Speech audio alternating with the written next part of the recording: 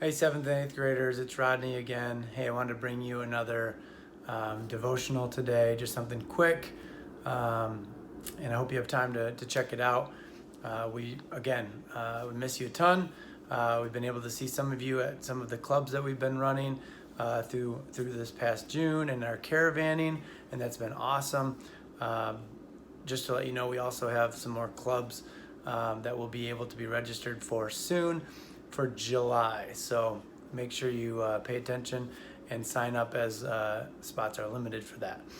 But today's topic that we would have covered toward the end of the school year is serving. If you think about just even the word serve or servant or serving, a lot of times to us that gives the idea of weak or submission, and I want to show you today that really it's anything but that.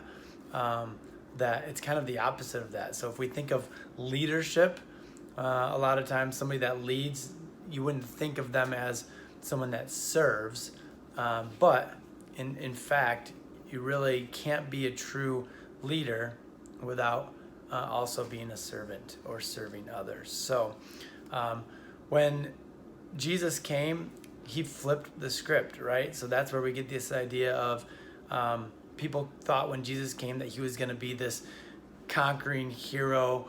And yes, he did conquer death with his death on the cross and his resurrection from the grave. But that's not the way humans anticipated that it would happen, right? That he would be born of a baby, as a baby, I should say, and be a simple carpenter, and be gentle and humble and kind and a servant. And we talked about servant or serving a little bit this past year, and I know that a lot of you were able to get involved in serving in different areas at our church. And so I want to commend you for that. That is so awesome.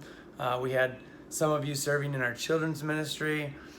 We had some of you serving as greeters in our parking lot, as a parking lot attendant. So there was so many different areas and ways that you guys were able to serve, and that's awesome. So again, we think of the Bible verse that says, do not let anyone look down on you because you're young or because of your age.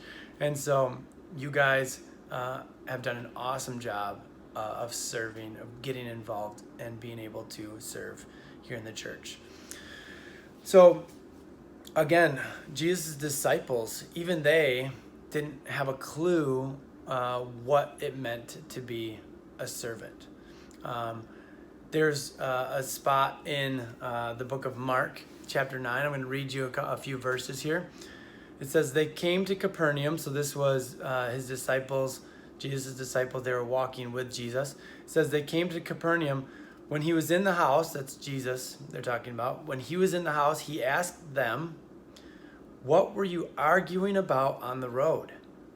But they kept quiet because on the way they had argued about who was the greatest. Sitting down, Jesus called the 12 and said, anyone who wants to be first must be very last and the servant of all. See, now, as I said before, Jesus completely came and flipped the script. They were all arguing because they wanted to be the greatest. A couple of their moms even went to Jesus and said, hey, can you allow my sons to sit on your left hand and on your right hand in the kingdom? And when the other disciples heard about this, they got super mad about that. So again, there was always this arguing about who was going to be the greatest. And as you can see, it says there, anyone who wants to be first or greatest, you can sub that word in there, must be the very last and the servant of all. And now this wasn't something that Jesus or God even puts as a command for us to do, and he's not willing to do it himself. We see the idea of servanthood exemplified in Jesus, right? We saw how he washed his disciples' feet. That was something that was reserved for basically a servant to do.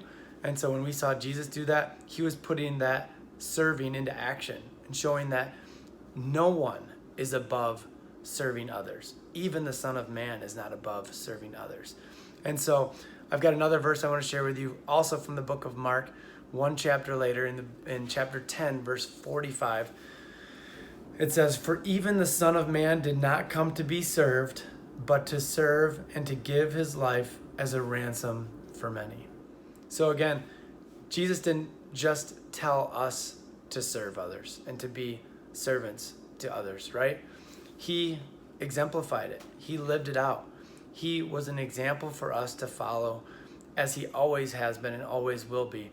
But especially in this area of servanthood, he, again, washed his disciples' feet. He didn't come to serve, didn't come to be served, but to serve and to give his life as a ransom for many. So, in the greatest example of sacrificial love and of servanthood, he laid down his life for you and for me so that we can have eternal life with him someday.